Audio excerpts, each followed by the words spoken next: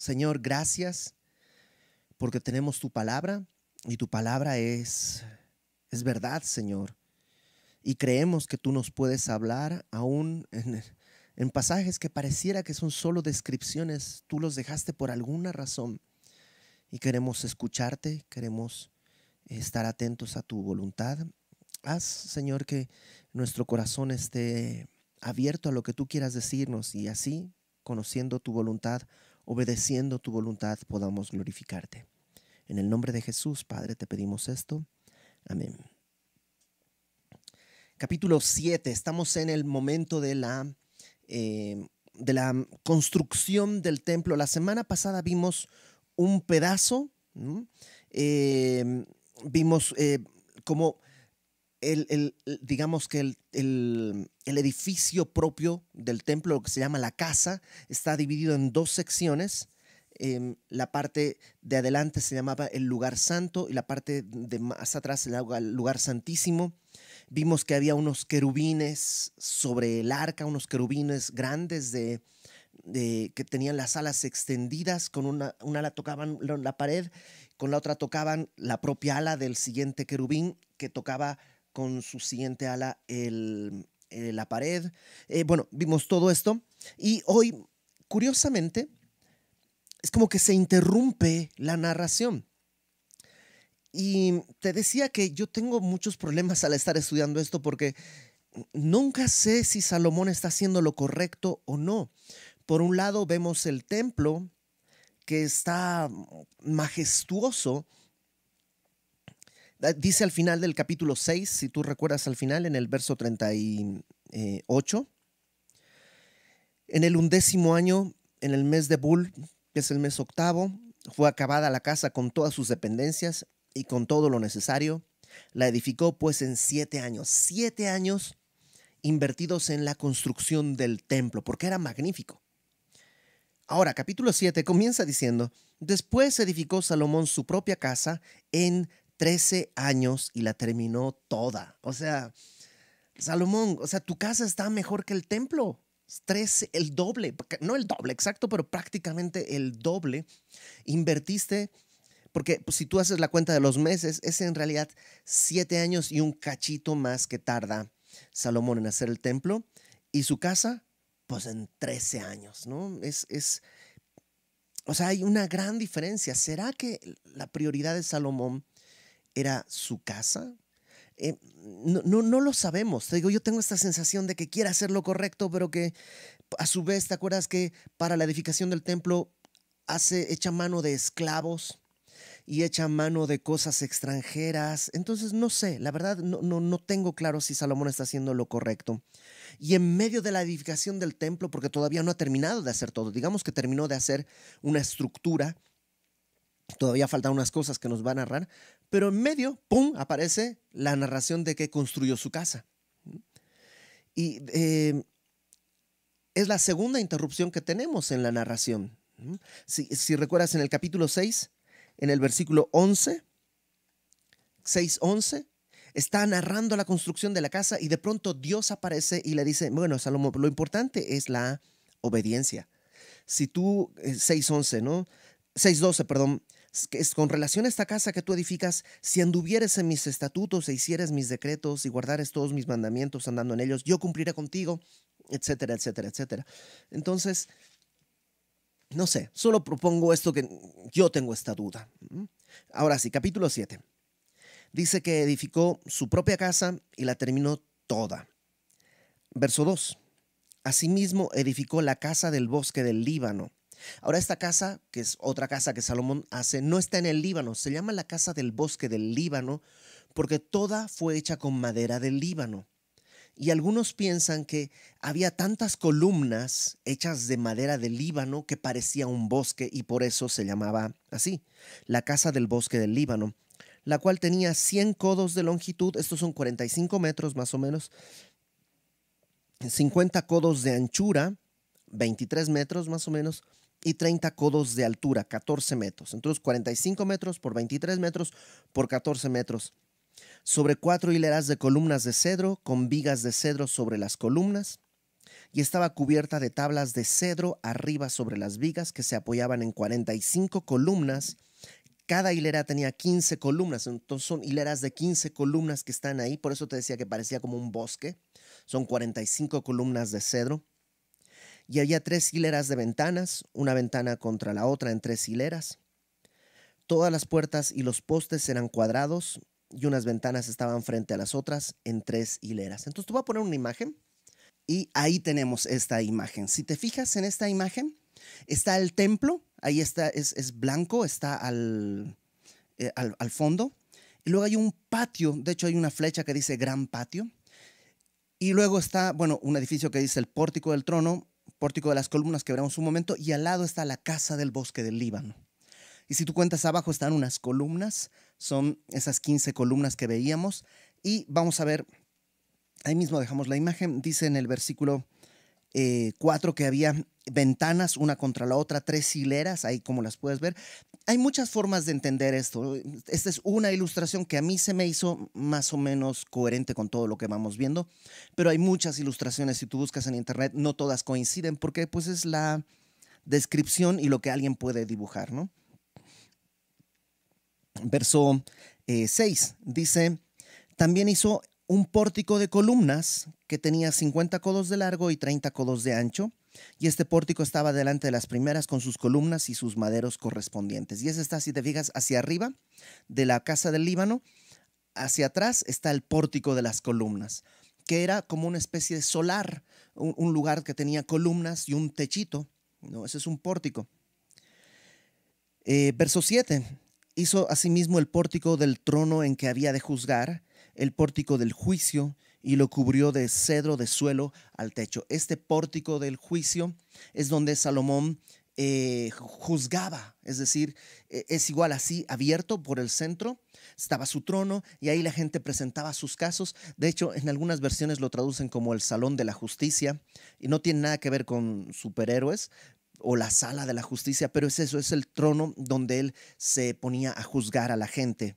Y eso, si te das cuenta, está entre la casa del Líbano y el templo, ¿no? Entonces salía de su casa, de la casa del Líbano, e iba hacia ahí, era como su oficina, digamos, donde recibía a la gente. Verso 8. Y la casa en que él moraba, que tenía otra casa, en otro atrio dentro del pórtico, era de obra semejante a esta.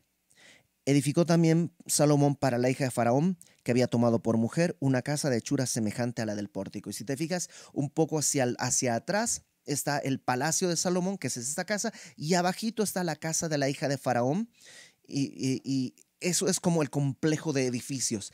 Ahora, nuevamente me pregunto, ¿era necesario tanto?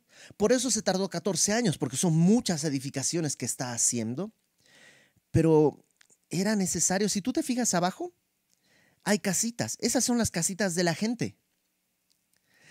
Chécate la diferencia que hay entre las casitas de la gente y el palacio de Salomón. Y tiene 2 casas, la casa del Líbano y su palacio, y luego la casa de la hija de Faraón. Y seguramente, no está descrito, pero seguramente construyó casas para sus otras 1000 esposas. Entonces, ¿era necesario todo esto? Me quedo yo con esa incógnita, ¿no? Sigamos, por favor, versículo 9. Ahora sí, si quieres, vamos al texto bíblico. Dice, todas aquellas obras fueron de piedras costosas, cortadas y ajustadas con sierras según las medidas. O sea, las piedras se las fueron cortando a la medida para construir todo esto, así como por dentro como por fuera, desde el cimiento hasta los remates, la parte de arriba, asimismo por fuera hasta el gran atrio. El cimiento era de piedras costosas, y eso es lo que me llama la atención. O sea, que el templo tenía cimientos de piedras costosas. ¿Te acuerdas que lo vimos la semana pasada? Ok, va, es para Dios cimiento de piedras costosas. Va, lo entiendo. Pero ¿y sus palacios? ¿Por qué tienen que ser los cimientos de piedras costosas? No tiene sentido. Piedras grandes, piedras de 10 codos de 4 metros y medio y piedras de 8 codos de 3 metros y medio. De allí hacia arriba eran también piedras costosas, labradas conforme a sus medidas y madera de cedro. O sea, del cimiento para arriba también era de piedras de lujo y con maderas de cedro. Y en el gran atrio alrededor había 3 hileras de piedras labradas y una hilera de vigas de cedro, y así también el atrio interior de la casa de Jehová y el atrio de la casa. Verso 13. Y envió el rey Salomón e hizo venir de Tiro a Hiram. Este Hiram no es el rey, sino es un artífice, un artesano, hijo de una viuda de la tribu de Neftalí. Su padre, que trabajaba en bronce, era de Tiro. E Hiram, este hombre, era lleno de sabiduría, inteligencia y ciencia en toda obra de bronce.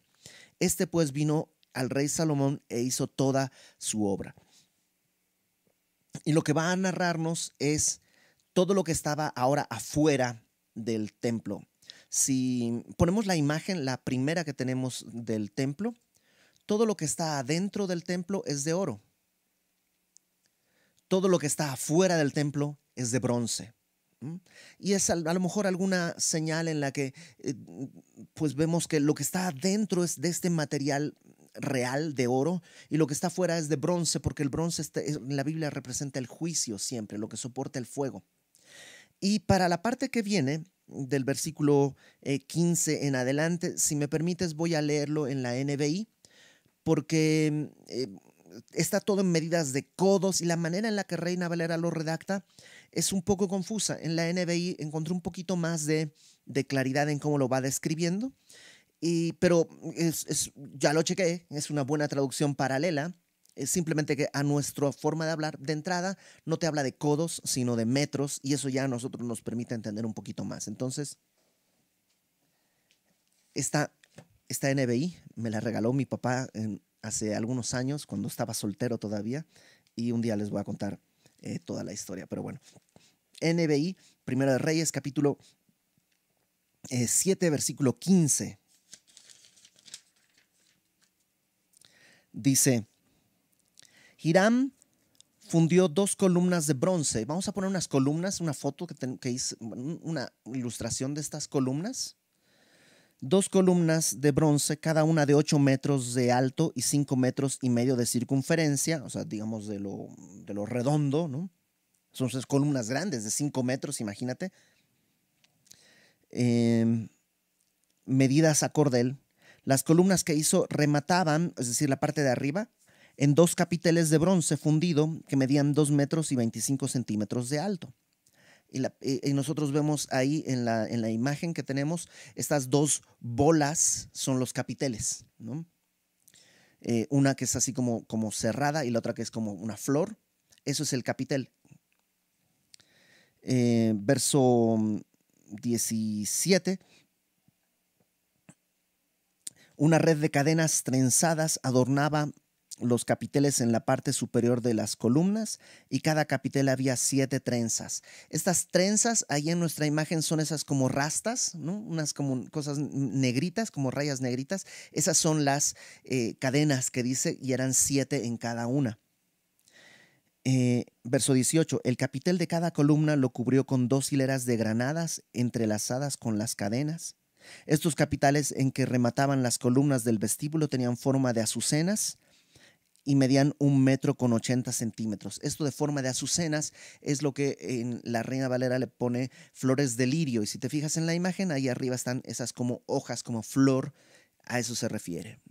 Entonces tienes ahí el capitel, las granadas, las azucenas, todo esto que está ahí. Verso 20. La parte más alta y más ancha de los capiteles de ambas columnas estaba rodeada por 200 granadas dispuestas en hileras junto a la red de cadenas. Cuando Hiram levantó las columnas en el vestíbulo de la nave central, llamó Jaquim a la columna de la derecha y Boaz a la de la izquierda. El trabajo de las columnas quedó terminado cuando se colocaron en la parte superior las figuras en forma de azucenas. Ahora, vamos a la primera imagen que tenemos. Estas 2 columnas, si las vemos ahí en el templo, están ahí adelante del pórtico, si las alcanzan a ver. Son 2 columnas, pero no soportan nada. Es decir, no son columnas que están sosteniendo el techo o no sé, un alerón. No, están puestas ahí, pero no sostienen nada. Realmente no quiero decir que no sirven para nada, sino que no tenían ninguna utilidad en la estructura. Y hay muchas teorías, ¿no? Para empezar, el nombre Jaquín y Boaz. Jaquín quiere decir él establece y Boaz en él hay fuerza. Entonces, a lo mejor era simplemente para recordar la obra de Dios. Ahora, lo que te voy a decir es parte de una teoría que he escuchado en algunos lugares, he leído al respecto. Tiene datos que son ciertos, pero raya en Indiana Jones y los cazadores del arca perdida. O sea, es, es un poco fantasioso. Entonces, te lo digo simplemente para que sepas que existe esto y para que si algún día te lo encuentras, sepas que si es real, no importa, y si es falso, tampoco importa. En realidad no sirve de mucho saber si esto es cierto o no. Pero estas columnas que tienen este tamaño, que son 18 codos en la versión que tenemos, o nosotros vimos como de 8 metros, estas columnas estaban ahí sin ninguna utilidad aparente. Cuando Babilonia conquista Jerusalén y se lleva todo lo que hay ahí, se lleva estas columnas, pero al momento en que Babilonia se lleva, en el recuento que está en la Biblia, las columnas ya no miden estos 18 codos, miden como 3 codos menos o 5 codos menos, no me acuerdo, pero están más chiquitas. Y entonces uno se pregunta, ¿cómo es posible que una columna de pronto al sacarla mida menos? ¿Qué es lo que pasó? Y de acuerdo a la teoría esta que te digo, que seguramente la has escuchado o la escucharás, estas columnas permitían que hubiese una especie de trampa de arena para abrir un túnel donde estaría el arca. El arca estaba en la parte de adentro sobre un lugar que cuando estas columnas fuesen desmontadas un pedazo, pues la columna, digamos que va a dar paso a que se abra un hueco por donde descendía el arca a un túnel, a un lugar donde sería guardada. Porque el gran problema que tenemos arqueológico es que del arca no se sabe nada. Cuando Babilonia conquista Jerusalén, no hay señales del arca. No se sabe dónde quedó y hasta el día de hoy nadie sabe. Hay un montón de teorías que está escondida debajo del monte del templo, en este espacio que te digo que se abrió, los sacerdotes llevaron el arca hasta ese lugar y luego cuando volvieron a mover las columnas se cerró eso con arena de modo que nadie supo dónde está. Otros dicen que fue llevada por Jeremías a la isla Elefantina. Bueno, lo importante es esto, que estas columnas no tienen una utilidad arquitectónica de la estructura, que ha dado pie a esta serie de leyendas que tiene ciertos datos reales, pero la interpretación de esos datos yo creo que es demasiado fantasiosa. Si es verdad, pues maravilloso, algún día veremos que ahí está el arca. Si no es verdad, pues maravilloso, nomás es una historia interesante, ¿ok? Entonces, nada más lo pongo ahí porque seguramente en algún momento te vas a topar con estas teorías. Verso 23. Hizo fundir a sí mismo un mar de 10 codos de un lado al otro, perfectamente redondo. Un mar es una especie como de pileta de agua muy grande. Dice el verso 24, y rodeaban aquel mar por debajo de su borde alrededor unas bolas como calabazas de 10 en cada codo que ceñían el mar alrededor en 2 filas. Sobre las cuales había sido fundido cuando el mar fue fundido, y descansaba sobre 12 bueyes. Vamos a poner la imagen que tenemos, la primera. Si te das cuenta, fuera de las columnas hacia abajo, si te paras en el templo a la derecha, está este mar, esta como pileta grande que dice que descansaba sobre 12 toros, ¿no? Versículo 25, descansaba sobre 12 bueyes, 3 miraban al norte, 3 miraban al occidente, 3 miraban al sur, 3 miraban al oriente. Sobre esto se apoyaba el mar y las ancas de ellos, es decir, la parte de atrás estaba hacia la parte de adentro o sea, mirando hacia afuera, pues. El grueso del mar era de un palmo menor y el borde era labrado como el borde de un cáliz o de flor de lis y cabían en él 2000 vatos. O sea, no es que se bañaban 2000 personas, ahí hay 2000 vatos dentro, sino que es una medida de capacidad, ¿no?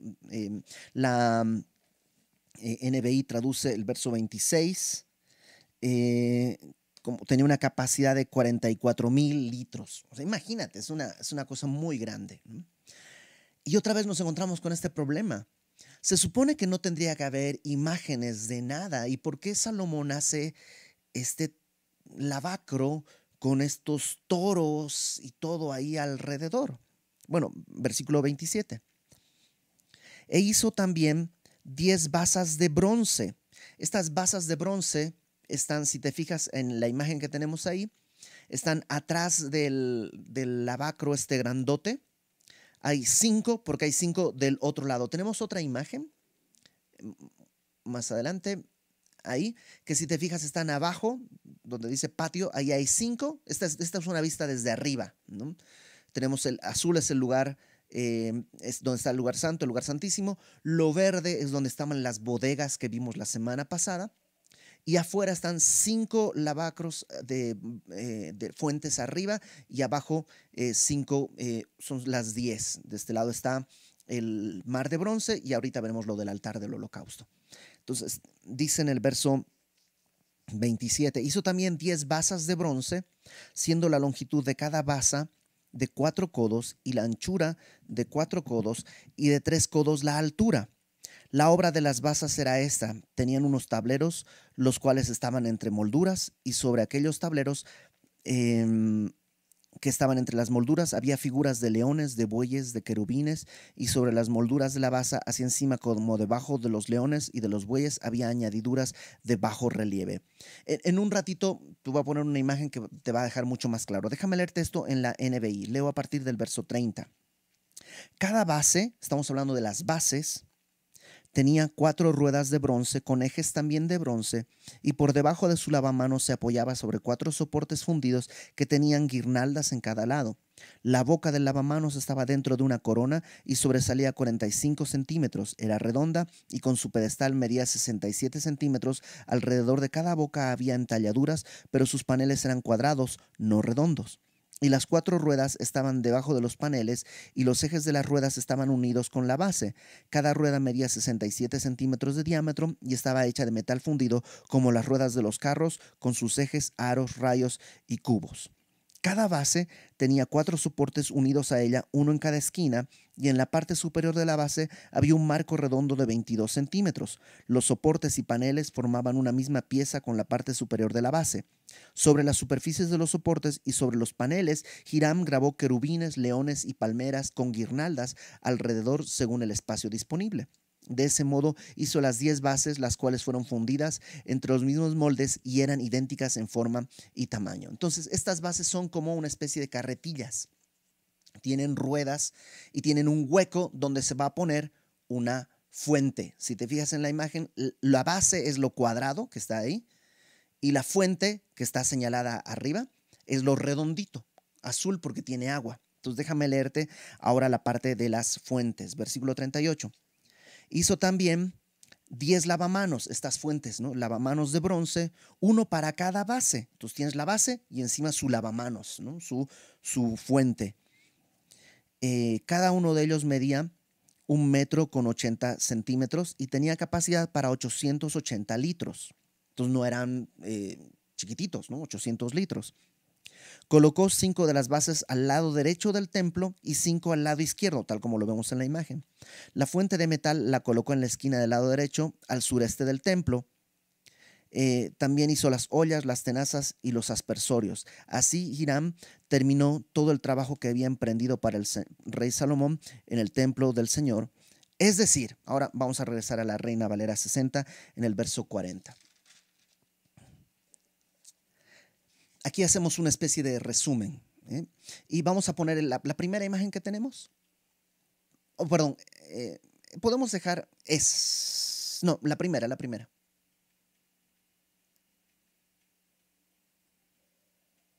Esa. Verso 40, y vamos a ver un resumen de todo lo que hay en esto que Hiram hizo. Hiram hizo lo de bronce, lo de oro de adentro no lo hizo Hiram, sino esto de bronce que estamos viendo ahorita.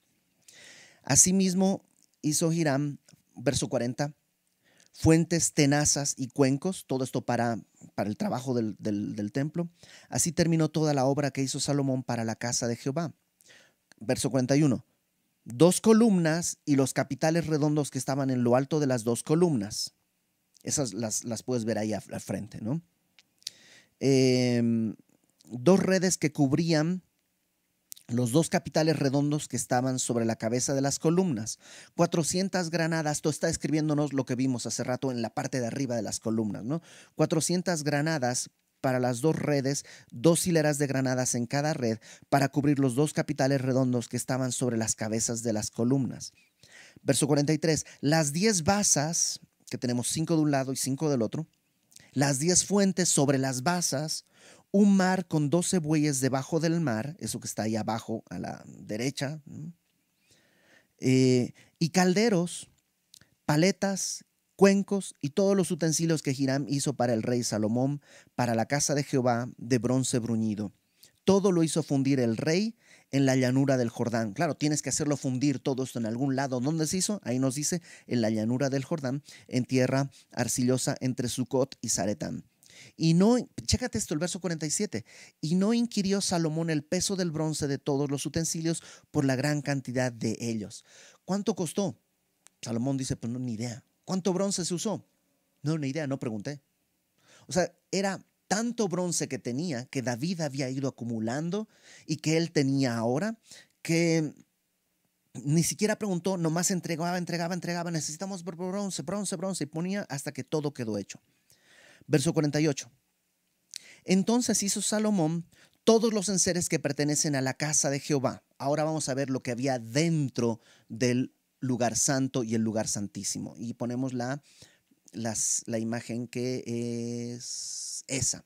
Ahora vamos a ver lo que había dentro. Estamos dentro de esta área celeste, que es el lugar santo, la parte de adelante, y el lugar santísimo, la parte de atrás. Hizo el rey Salomón todos los enseres que pertenecían a la casa de Jehová, un altar de oro y una mesa también de oro, sobre la cual estaban los panes de la proposición.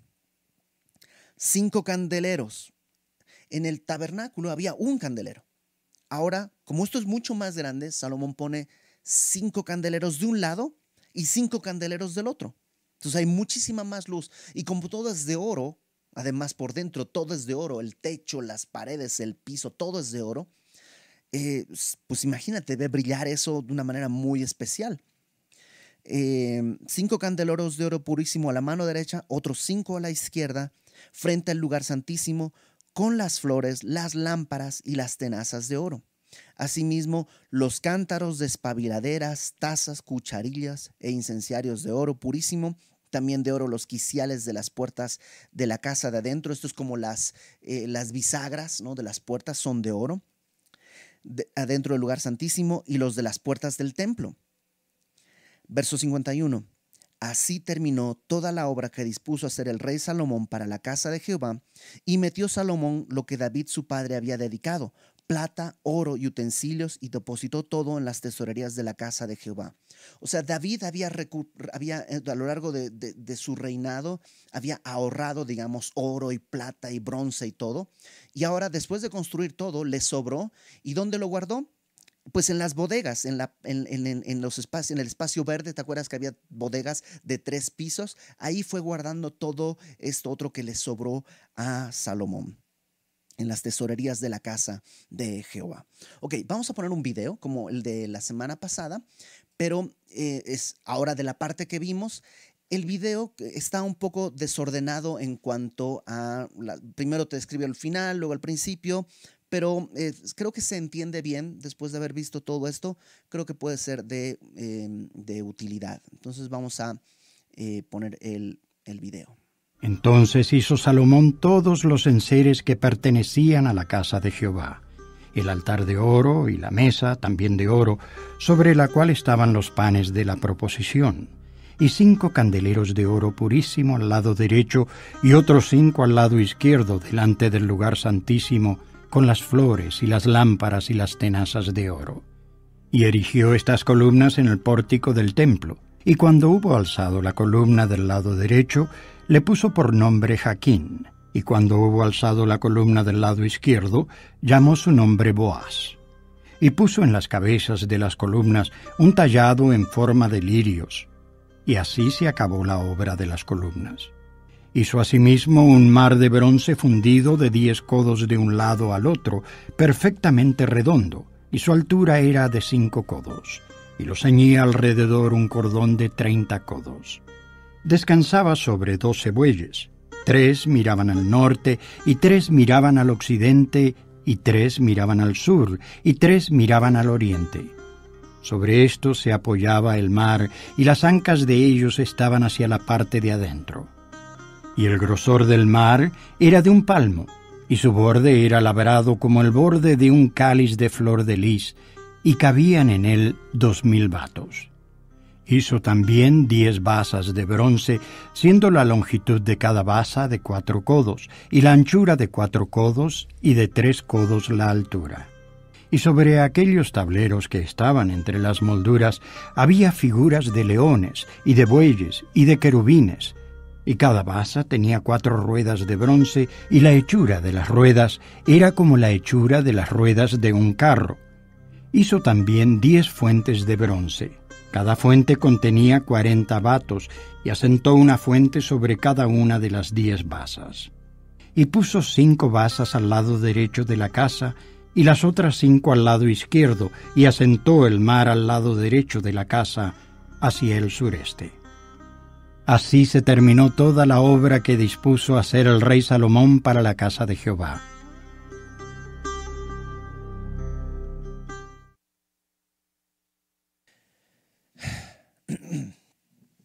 Creo que lo único que no expliqué bien, porque solamente dice construyó el altar de oro, es eso que está afuera. Y el altar de oro es donde se hacían los sacrificios. Más adelante nos lo volveremos a encontrar. Pero pues espero que más o menos en tu mente haya quedado un poco la idea de cómo era el templo, ¿no? Junto con lo que vimos la semana pasada y lo que vimos hoy, y cómo era lo que se construyó Salomón para su casa y todo esto. Y ¿de qué nos sirve todo esto el día de hoy? Además de ser un paseo arqueológico. Pues yo creo que lo primero que tenemos que entender es, el templo es maravilloso. O sea, ¿te imaginas todo eso? O sea,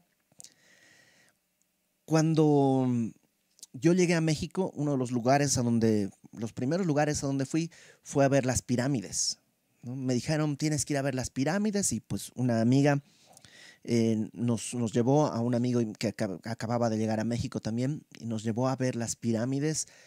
Y yo en esa época todavía podías bajar a partes que al día de hoy ya no se puede.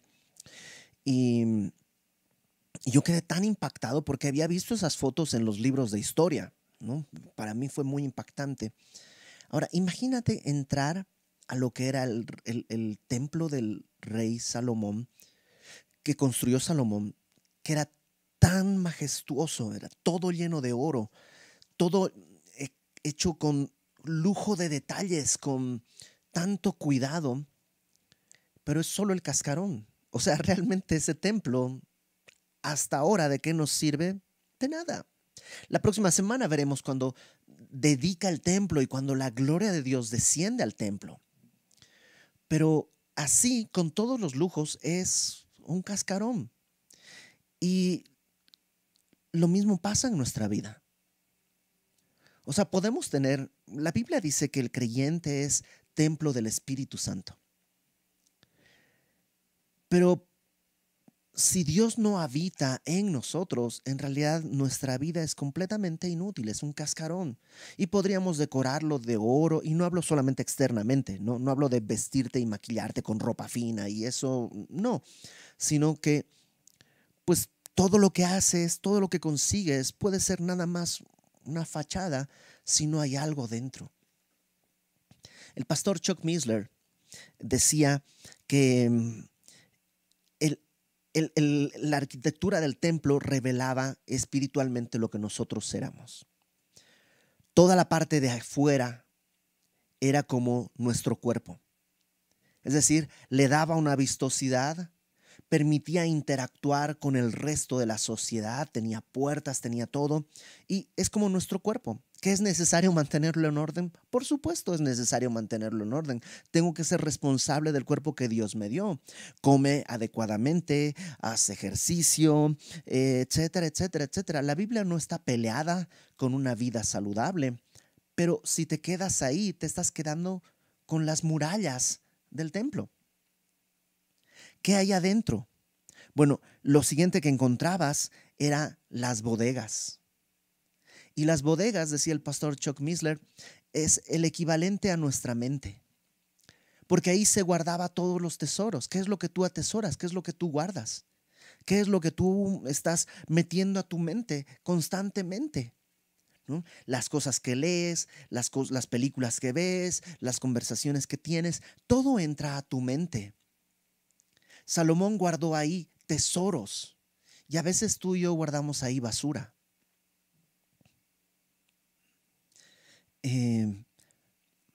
Facundo Cabral citaba, creo que a Bernard Shaw, que decía: mi educación fue muy buena hasta que la interrumpió la escuela, ¿no?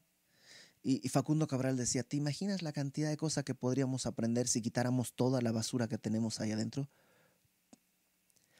Y es verdad, porque el problema no es solo que acumulamos basura, sino que a veces ahí están los ídolos. Ahí guardamos un ídolo y que no se vea y que no se note. Y parece que está ahí guardado en uno de esos 3 niveles, ¿no?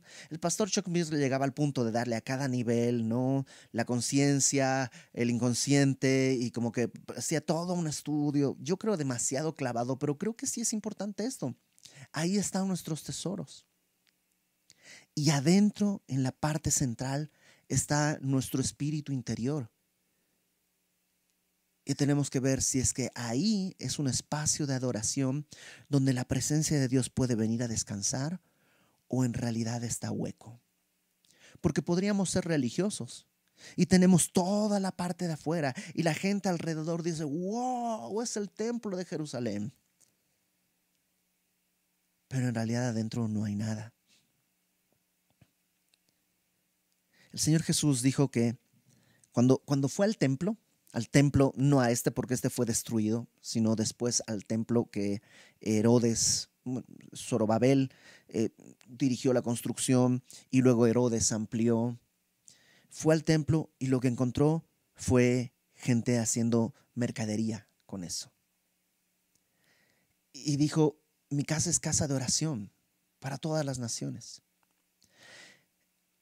Y ese templo también fue destruido, pero el día de hoy Dios tiene otro templo, que es cada creyente. Y es como si Jesús dijera: mi casa, ¿no? Ibert, tú, quien quiera que seas, ¿no?, debería ser casa de oración para todas las naciones.